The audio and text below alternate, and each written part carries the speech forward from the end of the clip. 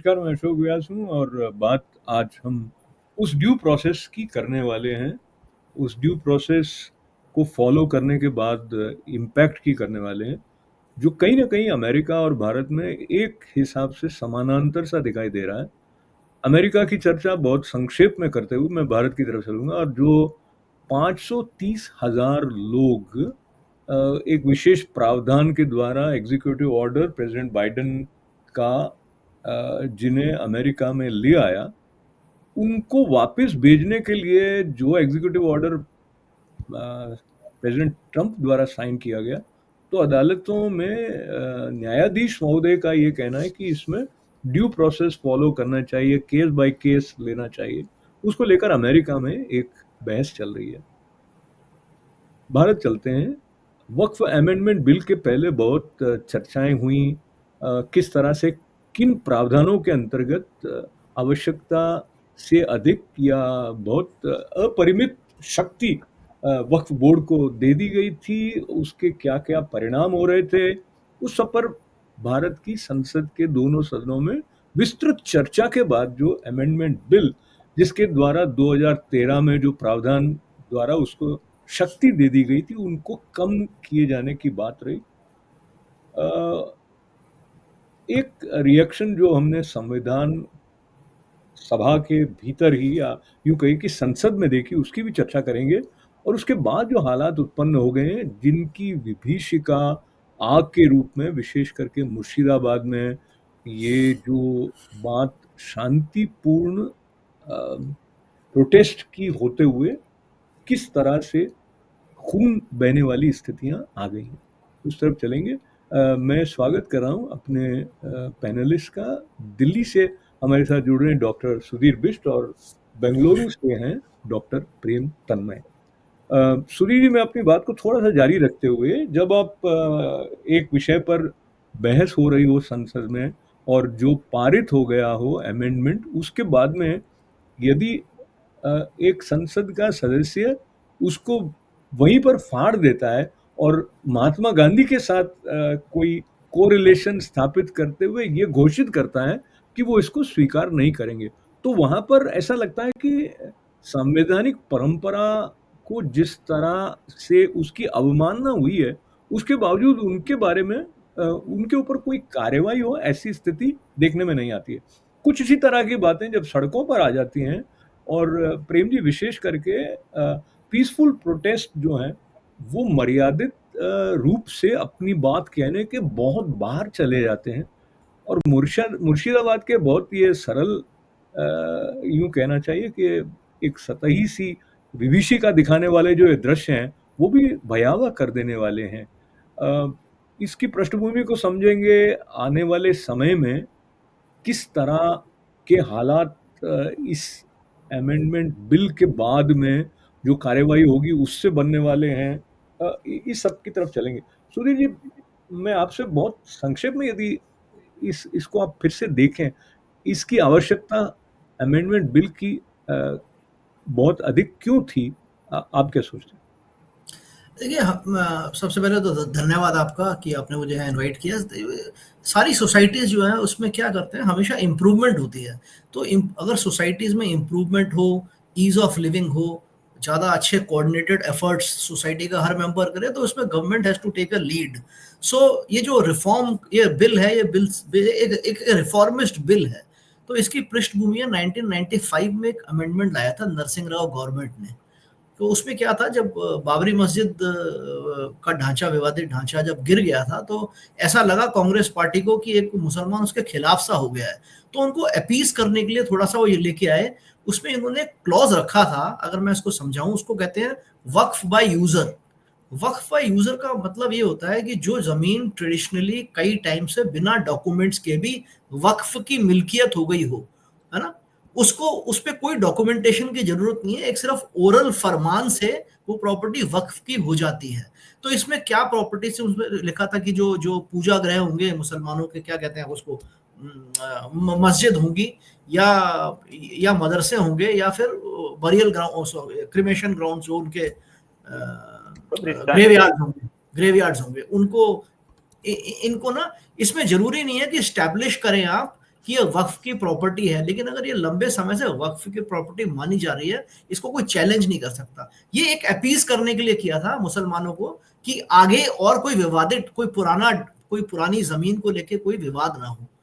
उसके बाद आपने आज देखा कि केरल में एक पूरा गांव है जहाँ 600 मछुआरे हैं। ये मूलतः ईसाई मछुआरे हैं और इनको वक्फ ने, वहां के जो वक्फ बोर्ड है उसने एक चेतावनी दे दी कि आप सबको ये खाली करना पड़ेगा क्योंकि ये वक्फ की जमीन है, हमको अपनी अपनी जमीन वापस चाहिए। आज ही मैं देख रहा था केरला, एक बहस हो रही थी उसमें केरला के एक माननीय बोल रहे थे कि जो जहाँ पे मुकेश भाई अंबानी रहते हैं एंटीला, वो भी वक्फ की जमीन है। कहीं पे वो कहते हैं कि मतलब इसमें इसमें क्या है, वक्फ बाय यूजर में क्या है, जो कोई भी अगर डिफाइन कर दिया वक्फ ने कि वक्फ की लैंड है और वो डोनेट अगर ओरिजिनली या ऑस्टेंसिबली एक मुसलमान ने किया तो उसके ऊपर कोई डिस्प्यूट नहीं हो सकता। उसका डिस्प्यूट आप हाई कोर्ट में ले जा सकते हैं। अब इसमें देखो, सोचने के, मैं संक्षेप में बता रहा हूं आपको, सोचने की बात यह है कि करीब 9 लाख एकड़ जमीन है और करीब 8 लाख से ऊपर प्रॉपर्टी के प्लॉट्स हैं और जो चीज किसी ने दान की हुई है वो अगर आगे किसी को किराए पे दिया, इसका जो रेवेन्यू आ रहा है सिर्फ 121 करोड़ आ रहा है। तो आप अंदाजा लगाइए। और इसमें कई ऐसी घटनाएं आपको आपको सुनने को मिलती है, जैसे दिल्ली में, जहां मैं रहता हूं, कि वक्फ की जमीन है, वक्फ की जमीन ने किसी बड़े आदमी को या बड़े उद्योगपति को, किसी को भी दे रखी है और 25 रुपए में वो जमीन दे रखी है और अंडर हैंड ट्रांजेक्शन 2-2 लाख रुपए पर मंथ का है। तो इस तरीके की चीजें हैं वक्फ में। तो इसको एक रिफॉर्म करना है, क्योंकि देखो लैंड रिफॉर्म्स सिर्फ अर्बन या रूरल लैंड रिफॉर्म्स नहीं होते, इसमें हर चीज में रिफॉर्म करना पड़ता है। और वक्फ पे जो जमीन है, waqf is the third largest land owner in India, and in the land is something which does not expand on its own, right? So it is very essential that for every country to progress, you make reformist bills, जी, you come out Sunil with reforming acts which streamline जी, the business of plotting and land. So ये या इतना ही है जो, और इसकी जरूरत बहुत ज्यादा थी क्योंकि इसमें कई चीजों को नजरअंदाज किया जाता है। मुसलमान कौन है, कितना पुराना आदमी मुसलमान है, मुसलमान बन के किसी ने कन्वर्ट करके आपने उसकी लैंड ले ली, वुमेन को उसका राइट नहीं दिया, भाई ने उसको वक्फ को दे दिया, पिता की जमीन को मान लीजिए भाई ने वक्फ को दे दिया, बहनों से नहीं पूछा। और इसके अंदर जो पसमानदा मुसलमान हैं, उनको इस जो चैरिटी की जमीन है, इससे उनको हक मिलेगा कि नहीं मिलेगा, ये सारी बातें हैं। जी, सुधीर जी, आपने काफ़ी बातें बताई और मुझे पता है ये विषय बहुत विस्तार माँगता जी है जी और बहुत संक्षेप में प्रेम जी की तरफ आने से पहले मैं ये बात जोड़ दूँ कि जो इसके ओवरव्यू अगर हम देखते हैं तो उसमें से एक बात ये भी उसमें जुड़ी हुई है कि ये जो गवर्नमेंट है, गवर्नमेंट अथॉरिटीज़ है, उनको एम्पावर करता है, वो ओनरशिप डिस्प्यूट्स को रिज़ॉल्व कर सकें और बिल्कुल प्रॉपर बिल्कुल। सर्वे कर सकें, इस सब के लिए। तो ये सारे प्रावधान हैं, उनको जब क्रियान्वयन करने की बात आती है प्रेम जी, तो निश्चित रूप से सरकार ही उसको क्रियान्वित करेगी। तो विशेष करके जो पश्चिम बंगाल की मुख्यमंत्री ममता बनर्जी ने कहा कि ये जब प्रोटेस्ट होने शुरू हुए तो उन्होंने कहा कि हम इसको अपने राज्य में लागू नहीं करेंगे। तो ये फेडरल और स्टेट के बीच में भी एक प्रकार से एक संवैधानिक संकट जैसी स्थिति उत्पन्न हो जाती है। अगर केंद्र सरकार पूरे भारत के लिए एक कानून बनाती है जिसके ऊपर राष्ट्रपति महोदय के हस्ताक्षर हो जाते हैं, तो मुख्यमंत्री यदि ऐसा कहे तो उसको कहाँ तक ठीक मानते हैं? और मैं जो पहले कह रहा था संसद के वक्तव्य की और ये मुख्यमंत्री या इस प्रकार के नेताओं के वक्तव्य, वो भी मुझे लगता है हिंसा को कहीं न कहीं बढ़ावा इनडायरेक्टली दे रहे होते हैं क्योंकि जो लोग कानून अपने हाथ में लेते हैं, उनको लगता है कि एक कन्विक्शन है उनके पास में, इन एडिशन टू जो भी उनके अपने पर्सनल एंगल्स होते हैं। तो प्रेम जी, ओवरऑल आपका इसके बारे में? धन्यवाद अशोक जी। मेरा ऐसा मानना है कि जहाँ-जहाँ विरोधी दल की सरकारें हैं, अब वो वोट से तो अपने आप को केंद्र में स्थापित कर नहीं सकती, ये उन्हें पता लग गया है। केंद्र जब भी कोई बिल लेकर के आती है या जब भी कोई ऐसी किसी प्रस्ताव को लेकर आती है या किसी आदेश को जारी करती है, तो विरोधी दल के पास में चुनाव जीत करके केंद्र में आने की गुंजाइश खत्म हो जाती दिखती है, तो उनके पास में प्रोटेस्ट के अलावा कोई चारा नहीं बचता। मुझे ऐसा लगता है कि हर विरोधी सरकार जहाँ पर कांग्रेस या अगेंस्ट बीजेपी की सरकार है, वहाँ पर उनको ये बिल्कुल पसंद नहीं है और वो सरकारें इसीलिए है कि वहाँ पर मुस्लिम बहुल क्षेत्र है और उनके मतों से ही उनकी सरकारें चल रही है।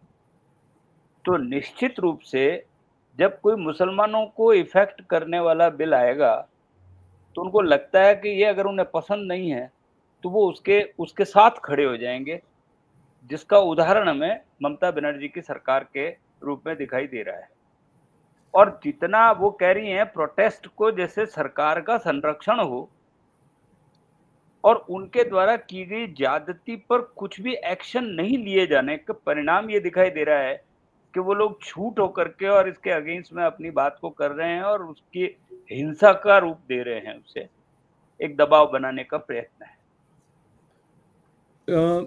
कानून और व्यवस्था बनाने का जिम्मा राज्यों में राज्य सरकार का होता है सुधीर जी। उस दृष्टि से पहले भी चुनावों के बाद ऐसी स्थिति आई थी जहाँ की हिंदू समुदाय के प्रति जिस तरह की हिंसक कार्रवाई भीड़ द्वारा की गई थी, उसकी रोकथाम ठीक से नहीं हुई। इस प्रकार की बातें चाहे मेन स्ट्रीम मीडिया में बहुत खुलकर नहीं आई हो, लेकिन बहुत सारे वीडियोज़ भी सर्कुलेट हो रहे थे और चर्चाएँ भी हो रही थी। तो अभी जो हालात मुर्शिदाबाद में बने हैं, जहाँ पे कि मोटा-मोटी शायद 27% के आसपास मुस्लिम आबादी है और उनको ऐसा लगता है कि उनके अधिकारों पर कोई उनके हनन हो रहा है और ओवरऑल वातावरण ऐसा बन गया है। चाहे इंटेंशन जैसे आप प्रारंभ में कह रहे थे बिल्कुल समग्र रूप से भारत की दृष्टि से ठीक है, पर ये जो परसेप्शन बिल्डिंग हो जाती है, जो कई लोग गहराई से उस बात को समझते नहीं हैं, वो फिर भेड़ चाल कह दीजिए या भीड़ में वो हिंसक कार्यवाही में किसी और के साथ निकल पड़ते हैं बिना ठीक से मुद्दे को समझे हुए। मुर्शिदाबाद के हालात के बारे में क्या कुछ आप जानते हैं? क्योंकि पूरी खबरें आ नहीं पाती हैं और इस बारे में केंद्र सरकार ने अब तक जो किया है उससे आप कितने संतुष्ट हैं? जैसे आपने बताया कि लॉ एंड ऑर्डर है वो स्टेट सब्जेक्ट है। सबसे पहले में तो आपने जो सवाल किया था कि कुछ स्टेट्स ऐसे कह रही हैं, इसमें तमिलनाडु और वेस्ट बंगाल प्रमुख हैं कि हम इसको लागू नहीं होने देंगे। ये एक बहुत ही बचकानी और बचपने और बचकाने जैसी बात है। देखो, हमारा आर्टिकल 254 ऑफ कॉन्स्टिट्यूशन एक्सप्लिसिटली बताता है कि जो कंकरेंट लिस्ट के सब्जेक्ट हैं, जैसे लॉ एंड ऑर्डर तो स्टेट सब्जेक्ट है, उसमें सेंटर इंटरफेयर नहीं कर सकता, है ना? या जैसे एक्साइज है, एक्साइज ऑन लिकर और एक्साइज और VAT on petroleum products, it is a state subject. इसमें सेंटर का हस्तक्षेप कतई बर्दाश्त नहीं होता। लेकिन जो कंकरेंट सब्जेक्ट है, अब ये जैसे ये रिलीजियस एंड ये एंडाउमेंट टाइप की चीज है, ये कंकरेंट सब्जेक्ट है। जैसे फॉरेस्ट है, एजुकेशन है, फॉरेस्ट और एजुकेशन कंकरेंट सब्जेक्ट है। अगर केंद्र सरकार कहेगी कि हर जगह न्यू एजुकेशन पॉलिसी लगनी चाहिए, तो लगनी पड़ेगी। ये क्योंकि ये आर्टिकल 254 में प्रावधान है कि कंकरेंट सब्जेक्ट में states will overrule the centre union government will overrule the state governments. State government maximum supreme court में जा सकती है। तो ये एक किस्म से भ्रम फैलाने की बात है कि हम इसको लागू नहीं करेंगे, ये अनकॉन्स्टिट्यूशनल बात है। वो ये कह सकते हैं कि हम इसके खिलाफ सुप्रीम कोर्ट में जाएंगे, नंबर एक बात है। नंबर दो बात है, जैसे कि ना मुर्शिदाबाद आपने बताया, मुर्शिदाबाद में 66% मुस्लिम्स हैं, 66। और बंगाल में ना 30% तो स्टेटेड है, लेकिन 33% 36% के करीब वहां की मुस्लिम आबादी है। देखने वाली बात यह है कि जब सीपीएम के टाइम तक, सीपीएम का जो कुख्यात राज था, माफिया राज था, उस समय भी कम्युनल हार्मोनी थी। आप सीपीएम को कोई भी दोष दे, आप ये नहीं कह सकते उसने हिंदू मुस्लिम में परोक्ष रूप से किसी का भी साथ दिया। पर जब से टीएमसी गवर्नमेंट आई है, क्योंकि ये एक थिन आइस पे है, अगर आप बात करें तो इनकी जो आइडियोलॉजी है, इकोनॉमिक आइडियोलॉजी, ये कम्युनिस्ट जैसी ही है। उन्होंने उसी तरीके के मस्तान लोग रखे हुए हैं जो कि कलेक्शन करते हैं। जितने भी कम्युनिस्ट पार्टी के माफिया लोग थे, सब टीएमसी में आ गए। तो इनका कम्युनिज्म से कोई वो भिन्न नहीं है। तो ये इनका जो जोर रहा है हमेशा वैमनस्य फैलाने में रहा है। अब आज देखिए, वेस्ट बंगाल की गवर्नमेंट है, वेस्ट बंगाल की गवर्नमेंट लेटेस्ट हथियारों से लैस है। ममता बनर्जी के राज में पुलिस आती है, उसके she is directly responsible for state policing. आज बीएसएफ लगी और बीएसएफ ने एक ही दिन में दंगा कंट्रोल कर लिया। ये क्या बात है? बीएसएफ आर्मी तो नहीं है, लेकिन बीएसएफ इज न्यूट्रल है, वो BSF is religious religion agnostic है, it does not differentiate between a Hindu and a Muslim. So BSF was able to bring down, and BSF is lesser in number, उसने crowd को control कर दिया आज ही आज, लेकिन बंगाल की पुलिस नहीं कर पाई. तो इससे ज्यादा मैं आपको क्या क्या प्रमाण इसमें दे सकता हूँ. जी और जी, मैं जी समझा आपकी बात को, आपके पास वापस आता हूँ। प्रेम जी, एक तरफ हम कानून और व्यवस्था की बात करते हुए बहुत डिटेल में हम लोग जाते नहीं हैं कई बार। जब मैं आपके साथ बात करते हुए इंडियन एक्सप्रेस की हेडलाइंस पढ़ रहा हूँ, तो वो लिखते हैं, Bengal communal violence, we have become refugees in our own land, we may never return. ऐसी स्थिति में अगर बहुत सारे परिवार आ जाते हैं और मेकशिफ्ट अरेंजमेंट रिफ्यूजी के रूप में एक स्कूल में किया गया, जहाँ पे बच्चों सहित 400 लोग सुरक्षा के लिए पहुंचे, और आप कल्पना कर सकते हैं कि 11 अप्रैल की दोपहर को जब इस तरह का हिंसक भीड़ का सैलाब लोगों के घर में पहुंच जाता है और जिस तरह का तांडव हुआ है, उसकी बारे में बात करते हुए लोग सिहर जाते हैं। हम में से बहुत सारे लोग उसके बारे में जानने से भी कतराते हैं, क्योंकि जो कुछ मानवीय ढंग से मानवता पर आघात करने वाली घटनाएं हैं, उसके जो स्याह दब्बे हैं, वो हमारी संवेदनशीलता पर ऐसा आघात करते हैं कि हम सोचते हैं उसके बारे में हम बात ही नहीं करें तो ठीक रहे। पर वो समस्या का समाधान नहीं है। तो जैसे कि आपने पहले जम्मू कश्मीर में हालात देखे और भी पहले बंगाल से भी, तो अभी बहुत सारे जो पलायन कर रहे हैं वहाँ से, तो ये वक्तव्य आज के अखबारों में आ रहा है कि वो ये कह रहे हैं कि हम वहाँ पे वापस कभी नहीं जाएँगे। तो ये अगर आप उत्तरदायित्वपूर्ण सरकार के रूप में कार्य कर रहे हैं, तो राज्य सरकार के लिए ये शर्मनाक बात हो जाती है कि आप इतनी सुरक्षा प्रोवाइड नहीं कर पा रहे हो। अ, पर इसको कई ढंग से देखे जाने की ज़रूरत है। इसको राजनीतिक रूप से भी समझने की आवश्यकता पड़ेगी। इसको धार्मिक प्रतिस्पर्धा की जैसी स्थितियाँ उत्पन्न हो गई, उस दृष्टि से भी समझने की आवश्यकता पड़ेगी। मोटा-मोटी आप क्या देखते हैं, अभी हम अगर अपना ध्यान इन शरणार्थियों, जो अपने राष्ट्र में शरणार्थी के रूप में आगे वाले जीवन को पुनर्निर्माण की बाध्यता से घिरे हुए हैं, उनकी दृष्टि से आप देखें तो, और बाकी जो भारतीय हैं उनका क्या इसके बारे में कर्तव्य है, प्रेम जी? देखिए अशोक जी, मुझे बहुत पहले से लगता था कि बंगाल में राज्यपाल और केंद्र की सरकार का शासन हो जाना चाहिए और ममता सरकार को गिरा दिया जाना चाहिए। वो कभी भी केंद्र के कानूनों को मानती नहीं है और बड़ी एग्रेसिव होकर के और वो केंद्र के किसी भी बात को नकार देती है। और यहाँ पर तो जिस तरीके से हिंसा को संरक्षण मिल रहा है, ये बिल्कुल स्पष्ट दिखाता है कि वो किसी एक विशेष समुदाय को सपोर्ट कर रही है। और ऐसा बिल्कुल साफ लगता है क्योंकि बॉर्डर सिक्योरिटी फोर्स केंद्र के अंडर में आती है और पुलिस अ, राज्य सरकार के अंडर में आती है। तो राज्य सरकार के निर्देशों और उनके अनुपालना के अंदर या उनके निर्देशों के अनुसार ही वहाँ पर पुलिस दल काम कर रहा था। तो अब तक उनकी संरक्षण में हिंसा चल रही थी। जैसा सुधीर जी ने कहा कि बीएसएफ के आने पर तुरंत वो कंट्रोल्ड हो गए क्योंकि उन्हें पता था कि अब संरक्षण नहीं मिलेगा।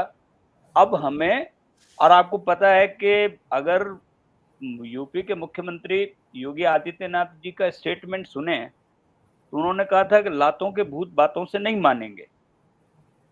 और उनका ये डायरेक्ट स्टेटमेंट था। उन्होंने कहा कि ये जो है, ये हिंसा प्रायोजित हिंसा है और इस हिंसा का पूरा परिणाम पूरे भारत के समुदायों पर जाता है। और एक तरह से ये हिंसा, अब तो वो ये कहने लगे कि ये हिंसा भी बीजेपी द्वारा करवाई जा रही है, ताकि लोगों को ये लगे कि देखो जो है, ये उनका ध्यान डाइवर्ट हो जाएगा और वो इलेक्शन के अंदर एकीकरण हो जाएगा और उससे हिंदुओं के वोट उनको मिल जाएंगे। इस तरीके के आक्षेप वो लोग लगा रहे हैं।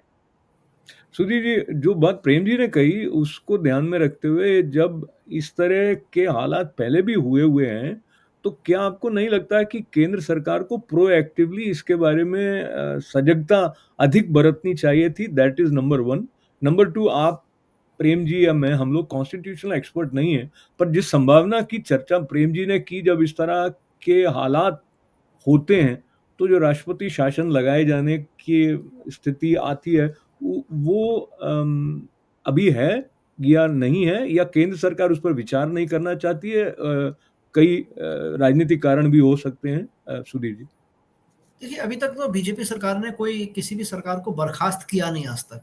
ऐसा नहीं है कि बीजेपी सरकार बहुत उदार सरकार है, पर अभी जो हमारे कानून भी है ना, बहुत मुश्किल हो गया है किसी भी सरकार को बर्खास्त करना। उसमें ना थोड़ा-सा लीगली मैं आपको ये बताऊँगा कि उसमें ये होता है कि if there is a complete breakdown of law and order all over the state, तो ये जो ममता बनर्जी के शासनकाल में देखिए ये तीसरी घटना हो गई है। अब आप एक के बाद एक, पहले आरजी कार वाली घटना हुई, उसके बाद फिर एक घटना हुई, और अब ये मुर्शिदाबाद की घटना, पहले आरजी कार की हुई। ये घटना क्यों हुई है, हमें इसको देखना पड़ेगा। सुप्रीम कोर्ट के आदेश से करीब 7,000, डॉक्टर साहब बताएंगे मैं ठीक कह रहा हूँ कि नहीं, शायद 6,500 या 7,500 टीचरों की जो नियुक्ति थी उसको निरस्त कर दिया गया है। एक सुप्रीम कोर्ट का आदेश आया है, इसमें बंगाल में उन्होंने टीचर्स की जो भर्ती की थी, सुप्रीम कोर्ट में जस्टिस खन्ना लेड बेंच ने कहा कि ये this was a organised scam, और उन्होंने एक स्वीप में सबको निकाल दिया नौकरी से। और उन्होंने तो ये यहां तक कहा कि जो लोग गलत तरीके से आए थे चुन के, उनको जो तनख्वाह उनने ली है पिछले 5-6 सालों में, वो तनख्वाह भरनी पड़ेगी। इतना बड़ा स्कैंडल, आरजी कार की घटना हुई, वो कंप्लीट ब्रेकडाउन। लेकिन क्या ये लिमिटेड स्फीयर में ब्रेकडाउन है? ये बंगाल वाइड नहीं है, ये उन स्टेट्स में ज्यादा है जो कि थोड़े से हाशिए वाले जो जिले हैं। तो इसलिए केंद्र सरकार को भी कई बार सोचना पड़ेगा कि हम लॉ एंड ऑर्डर की इसकी वजह से हम इसको प्रेजेंट रूल लगाए ना लगाएं, और कहीं अच्छे चांस है अगर उन्होंने लगा दिया, सुप्रीम कोर्ट उसको निरस्त कर दे। तो ये एक्चुअली ये सेंट्रल गवर्नमेंट के हाथ भी इसमें कुछ टाइट हो गए हैं। इसको पॉलिटिकली विमर्श से निकालना पड़ेगा। तो आरजी कार हो गया, फिर ये टीचर स्कैंडल हो गया, अब ये मुर्शिदाबाद हो गया। लेकिन ये तीनों के तीनों लोकलाइज थे। RG Kar was limited to Calcutta and mainly the B class cities of. Sudhir ji, मैं आपकी बात समझ रहा हूँ और समय कम है, इसलिए मैं प्रेम जी के साथ संवेदनशीलता के साथ आप यदि देखें, और जितना जितना आप कहानियां पढ़ेंगे छोटे बच्चे को लेकर, नाव के द्वारा उनको सुरक्षित स्थान पर जाना पड़ा, बच्चा को बुखार हो गया, कई लोगों के पास अपने तन पर जो कपड़े हैं उसके अलावा कुछ बचे नहीं, बहुत पीड़ादायक था। के कारण वो लोग वहां से सुरक्षित बच पाए। और जो एक थरथराहट भय के साथ अपने ही राष्ट्र में शरणार्थी बनने की स्थिति पर पहुंच जाने की जो पीड़ा है, उसको कहीं ना कहीं पूरे भारत को मानवीय आधार पर समझने की आवश्यकता है। प्रेम जी, आने वाले समय में आप क्या देखते हैं, किस तरह से इस स्थिति का समाधान या निराकरण संभव है? मुझे ऐसा लगता है कि ये फैलाए जाने वाले दंगे हैं, और इन दंगों को फैलाने वाले लोग स्पष्ट रूप से आकर के कहते हैं कि हम ये दंगे करवाएंगे। ये आश्चर्य है कि कुछ कानून में ही कुछ ऐसी खामी है कि हम ऐसे लोगों के खिलाफ कुछ कर नहीं सकते। जैसे कि आप बता रहे हैं कि हम राष्ट्रपति शासन लागू नहीं कर सकते। मृत्यु चाहे 50 लोगों की हो, चाहे 2 लोगों की हो, कानून और व्यवस्था के हिसाब से अगर ये कानून व्यवस्था खराब हो जाती है, लोग वहां से डर करके पलायन करते हैं, तो किसी भी हाल में उनको प्रोटेक्शन, इसका मतलब वो ये संभालने में, वो अपनी पब्लिक को संभालने में नाकाम है। और अगर ऐसे में जब वो इतने वो डरे हुए हैं कि वो वापस जाना नहीं चाहते, अगर ऐसी स्थिति है तो निसंदेह रूप से केंद्र को कुछ न कुछ ऐसा एक्शन लिया जाना चाहिए जिससे अन्य राज्यों को भी ये समझ आए, और इसके अंदर यूपी मॉडल ही काम आएगा। अगर यूपी मॉडल हर स्टेट पे लागू हो जाता है, जो दंगा करता है उसको भरपाई करनी पड़ेगी और उसको दंडित किया जाएगा। अगर ये डर जब तक उनके अंदर व्याप्त नहीं होगा, तब तक ये दंगे समाप्त नहीं। सुधीर जी, समापन करते हुए मैं आपसे केंद्र सरकार के उत्तरदायित्व के बारे में अपने विचार हमारे साथ बांटने का निवेदन करना चाहता हूं। जहाँ हम एक तरफ बात करते हैं अमित शाह जी जिस तरह से संसद में मुखरित हुए, या कैसे नहीं मानोगे भाई, वो बात भी हमको याद आती है। प्रधानमंत्री नरेंद्र मोदी जी की छवि ऐसी है कि वो एक बड़े प्रखर नेता हैं, जो कि हैं बहुत सारे स्थानों पर ये जो घटनाएं होती हैं, समझो 20, 50, 100, 400, जो भी हजार, जिन लोगों के साथ में ऐसी घटना हो गई होती है, उनके प्रति भी तो इनका भी कहीं न कहीं एक उत्तरदायित्व तो बनता है। मैं समझ बिल्कुल। सकता हूँ कि राज्य सरकार है जिनका कानून व्यवस्था, पर वो भारत के नागरिक हैं ना, तो वो जो पीड़ा अगर गृह मंत्री और प्रधानमंत्री के हृदय में भी होगी, जैसे कि हमारे बीच में है, तो वो क्या सोच सकते हैं, क्या कर सकते हैं वो? नहीं, व्हाट कैन यू थिंक? आप देखिए ना, गृह मंत्रालय ने और प्रधानमंत्री जी ने तुरंत एक्शन लिया है। पहले ही दिन उन्होंने प्रपोज किया था कि बीएसएफ को आप ले लीजिए, पहले ही दिन। दूसरा, उन्होंने अलर्ट पे रखा हुआ था, एनआईए को भी अलर्ट करके रखा हुआ था। लेकिन अब ये देखिए, सीमाएं हैं, अपनी अपनी परिधि है। जैसे मैं आपको एक एग्जांपल देता हूँ कि ये भाई बहुत संक्षेप है जी। मणिपुर में भी बहुत टाइम तक हिंसा हुई, लेकिन वो स्पोरेडिक हिंसा हो रही थी। अब आप मणिपुर में डेमोक्रेटिक इलेक्टेड गवर्नमेंट को कैसे गिरा सकते हैं? मेजॉरिटी उसके साथ थी, तो समय लगा। लेकिन देखिए, बीजेपी प्रधानमंत्री ने अपने ही पार्टी के मुख्यमंत्री की सरकार को गिराया। तो अगर वो अपनी सरकार को ही, अपनी पार्टी की सरकार को, अपने पार्टी के रन प्रदेश को ही राष्ट्रपति शासन लागू कर सकते हैं, तो ऐसा नहीं है कि उनके अंदर साहस की कमी है या वो घबरा रहे, ऐसा नहीं है। पर थोड़ा सा ना, इसमें उनको पूरा ही होल्डिंग ए कॉन्स्टिट्यूशनल जी, पोजीशन। तो और सुधीर जी, मुझे नहीं लगता कि वो हिचकिचाएंगे। अभी मुझे लगता है सख्त एक्शन होंगे, जी, मुझे लगता है जी, बहुत सख्त एक्शन। जी, प्रेम जी, कंक्लूडिंग रिमार्क्स आपके इस संदर्भ में? मुझे तो यही लगता है अशोक जी, कि जब तक सख्ती से बंगाल को समेटा नहीं जाएगा, वहाँ के घुसपैठिए हमको पता है कि पूरे हिंदुस्तान के अंदर फैले कहाँ से, और जो रिपोर्ट आ रही है उसमें बांग्लादेशी नागरिक का हाथ इसके अंदर इस हिंसा को फैलाने में सबसे आगे आया है। तो ये बांग्लादेशी कहाँ से घुसे हैं सबको पता है, और उनको कौन संरक्षण दे रहा है, उनके कौन जो है बिजली पानी के जो है वो बिल बनवाता है, और कौन उनका जो है ये वोटर लिस्ट में नाम शामिल करता है। हिंसा तब तक काबू में नहीं आएगी जब तक इनके वोटिंग राइट्स खत्म नहीं होंगे, और जो भारत का नागरिक नहीं है उसको वोट देने का अधिकार नहीं है, या आना चाहिए किसी न किसी रूप में, तब जाकर के ये इनका पक्ष लेना बंद करेगी कोई भी सरकार हो जाए। जब वोटिंग राइट्स नहीं होंगे तो आएगा झगड़ा।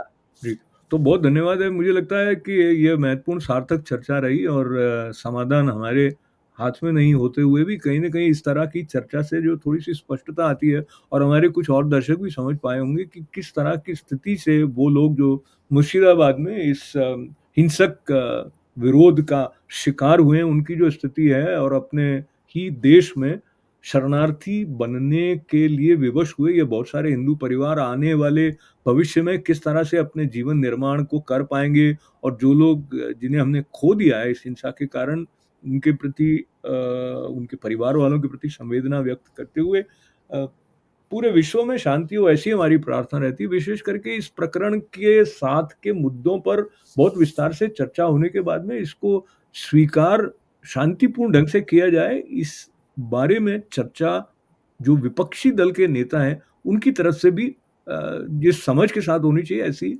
आशा और प्रार्थना करते हुए, सुधीर जी आपका धन्यवाद, प्रेम जी आपका बहुत-बहुत आभार, और आप सभी का बहुत-बहुत हमारे धन्यवाद। साथ जुड़ने के लिए बहुत आप बहुत आप मंगल नमस्कार। कामना। अनुमति दें। नमस्कार।